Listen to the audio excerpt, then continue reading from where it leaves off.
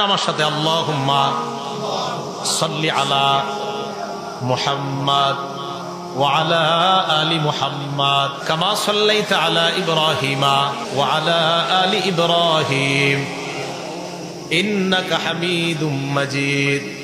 এটা পারেন না সবাই? এটা কখন পড়ি আমরা? নামাজে। আমাদের নবী আবু বকর সিদ্দিককে এই দুরূদটা শিখাইছেন। দুই জগতের শ্রেষ্ঠ মানুষ, দুনিয়ার শ্রেষ্ঠ উম্মতকে যেই দুরূদটা শিখাইছে, এই দুরূদ শরীফের ফজিলত আছে না নাই? আমি আপনি এই দুরূদ বাদ দিয়া আমরা মানুষের বানানো একটা দুরূদ শরীফ পড়লাম। মনে রাখবেন, হাদিসের মধ্যে আমার নবী শরীয়তের মধ্যে দুরূদ শরীফ আমাদেরকে শিখায়া গেলেন। আমরা এই দুরূদ শরীফ বাদ দিয়া বানানো দুরূদ শরীফ পড়লাম। বলেন তো, আল্লাহ নবীর দুরূদ বাদ দিয়া বানানো দুরূদ শরীফ পড়ার নাম? তাহলে নবীর দুরূদ পড়বো। আল্লাহ নবী যেটা শিখাইছেন সাহাবাদেরকে, এই দুরূদ পড়ার নাম হলো সুন্নত।